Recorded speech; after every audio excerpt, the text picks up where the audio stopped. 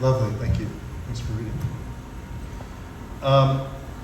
It's my job to introduce our first featured reader. Justin Marks is the author of The Comedown, You're Going to Miss Me When You're Bored, A Million in Prizes, and the chapbook We Used to Have Parties. He is a co-founder of Birds, LLC, an independent poetry press, and he lives in New York City. Please welcome Justin Marks.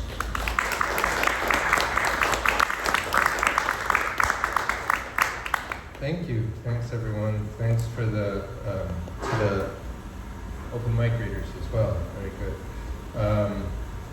It's fun. I used to come to Baltimore a lot. I used to live in North Carolina. My parents lived in upstate New York. I had a friend that went to Hopkins. It was just an easy place to stop over. So coming in, I was having all these flashbacks, and I think it was the poem about the predator.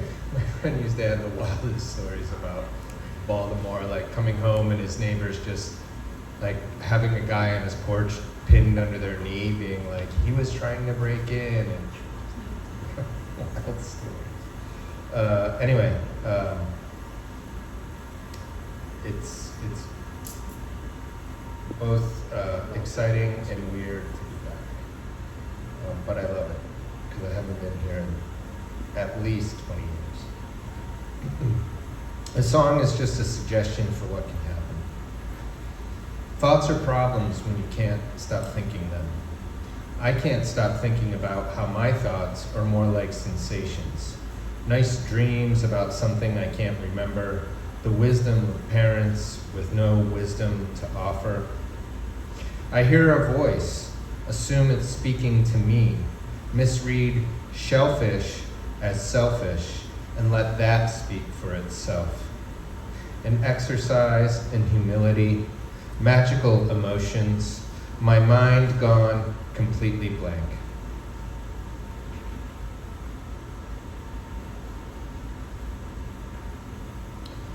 Personal best. I hate talking. I talk so much, I no longer have a voice. I look at the past and feel distance. I tell my therapist I want to take up as little space as possible. I tell my inner monologue to just stop already. Tell me more, my therapist says. How's anybody gonna get to heaven if nobody wants to die, a stranger yells. The escalators are broken. Consciousness is energy spent between ourselves and others, is a phrase I recently shared with a friend. A conception of movement on our bodies that we transfer to others, a layer of language between direct experience and the external record of it.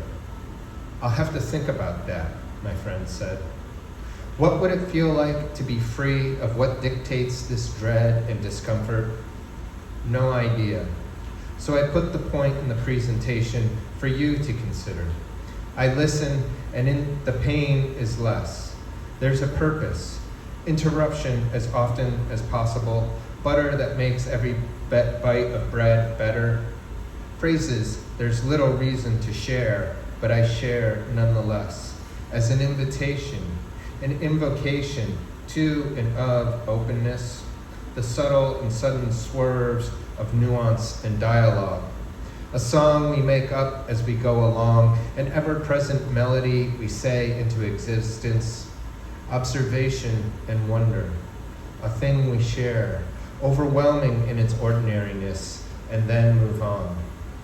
Practice without performance, innuendos that appear and disappear, practice as performance.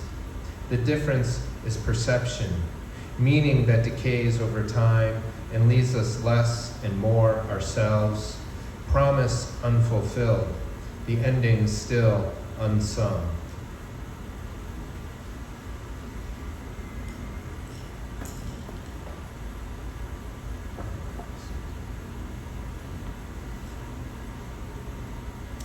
This one's called Aging Out.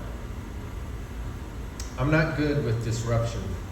Most mornings I read poems, evenings too. Demons in the doorway waiting to be born, angels about to enter. Shame is worthless. Fucked up is the only way I used to know to be. Now I just let the elevators take me wherever. Ghosts gliding between the lines, bird embryos communicating through vibrations, songs I've loved and forgotten, their long notes held just so.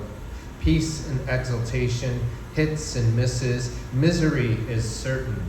The sin of freedom is how we use it against others. The long consequences of a single act. Aggressively positive t-shirt slogans.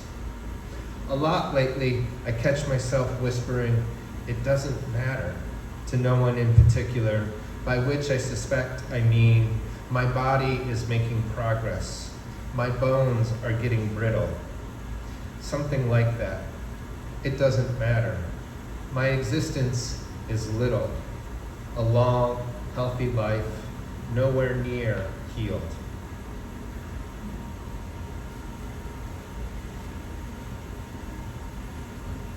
All I used to want was your attention. I'm not good with emojis. To believe a thing is real, I need to hear it repeatedly. The multiple narratives unspooling simultaneously, ongoing scandals, an old friend drinking himself to death. It will always be and not be real. My desire to be right is almost zero. A body of work, broken concentration, all the wound care questions answered. Aging, says my chiropractor, is the process of your body slowly drying up, cells depleting each time they divide.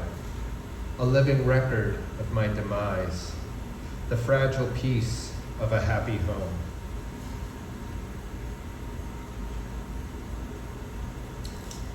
I'm going to read a couple more from this book, and then I will maybe do a couple more. Belief itself is fulfillment. The more present I become, the more something else disappears.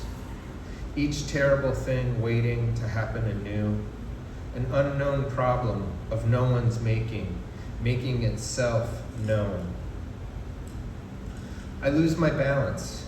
My shadow leans toward the light, the intimidating sky, stable points of reference.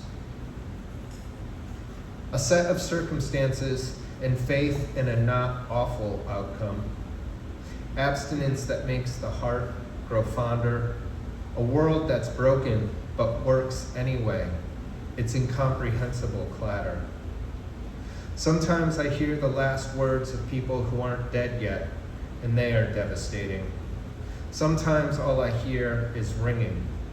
My failure to keep pace with my ambition, my immense ignorance, light reflecting off fresh snow.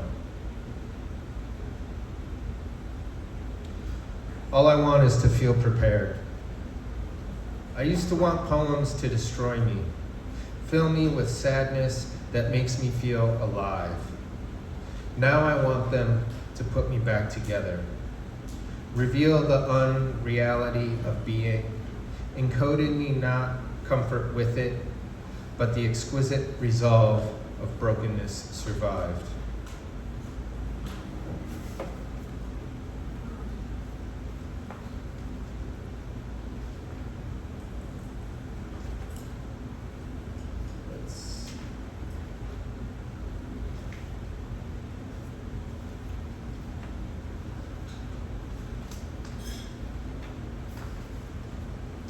These are some new ones I'm working on. They're from a manuscript called Here Come the Waves, which I just did a total hate edit on. I just like anything that was even remotely questionable. I was like, nope. And then I sat down this morning and started like looking at it again, and I was like, maybe some of it's not so bad. So this is called To Them Life is Suffering. The pain came and I was afraid. The pain came and went away. Someone told me it would be okay, and I thought, maybe. one scrim removed to reveal another, the universe a living consciousness of which we are a part. It's not what will I say next, it's more like what will the words do next. Machines meant to break paradigms, rooms disinfected for our protection. Once, way back in high school, I set $1 on fire and let it burn and laughed as my friends freaked out. My point may well have been, a symbol's power is the faith you have in it. Celestial chorus, confusion matrix, the unpredictable behavior of the sun.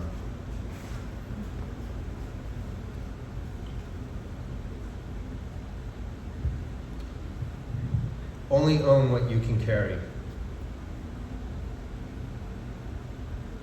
The way an image is limited to single moments of time at a time, how a poem can dazzle and disorient with language and craft, or neither. Many melodies making a simultaneity. Better is the best shorthand I can conjure for something I can only describe as not enough. This language less concerned with the confines of craft than the making of saying. How I'm literally making what I'm saying at the exact moment I'm saying it. Ongoing discovery, or return to what I forgot I've forgotten. Thumbs run nervously over the rough furrows of fingernails. Echoes in empty woods.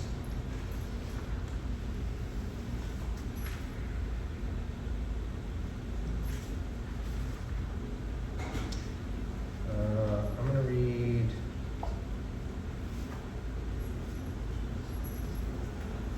I think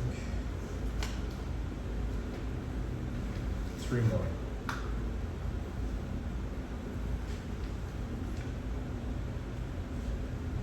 I feel vulnerable. A society that systemically is broken, but daily must function, grinding people to dust.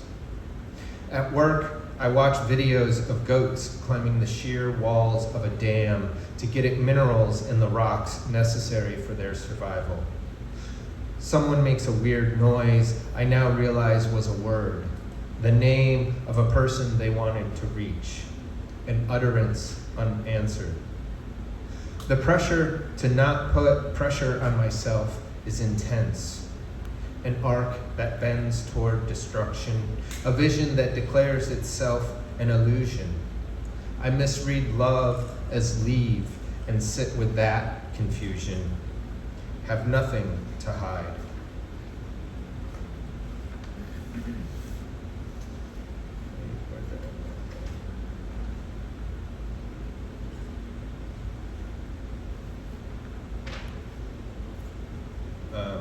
A section of the new manuscript, the first section is untitled, it's all just a series of poems. So their title is basically Here Comes the Waves. And here's the first full poem from the manuscript, basically. 48 and losing my shit to that Killer's song from 2005 while driving. The illusion of narrative sense. Sometimes all I do is miss people. Autocorrect wants me to say, kiss people. Objects out of focus, expressions of joy are not my strength. This poem is my proof of compliance. The radio promises 30 more minutes of the hottest hits from today and yesterday. Traffic coming to a dead stop just ahead. This life is not enough.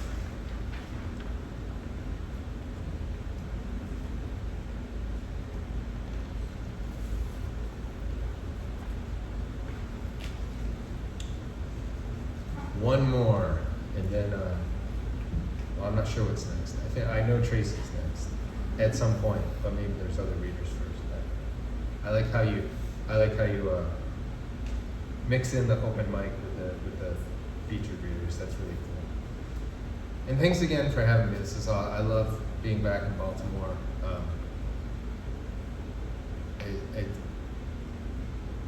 It's a lot of really, really fun things happened to me here, so I'm just glad to be back. Okay, this is called The Sky Is There. All these years of using words to lose money. Necessary frugality, firm but also feeble gestures toward a life outside the great ruin of late capitalism. A spiritual expanse, my not super chill demeanor. All these friends, the dead, the gone, the still here, we are all still here, listening to the rain, hearing something else, says Tom Verlaine. A real ignoramus, I misread uprising as unsurprising. Write letters of apology and culpability, delight and detritus, energy gathered and spent, this physical embodiment progressing towards its reward. It's okay. I know my limits. When to stop talking and listen. A coded signal for help. Order without shape. All we have to do is wait for our next poems. Those shareable objects, their weight and volume, what we perceive and can't articulate. Old friend or stranger whose path we just crossed minutes ago. Sorry, nature, you lose. Nurture rewired you, and I despair no more. Thank you.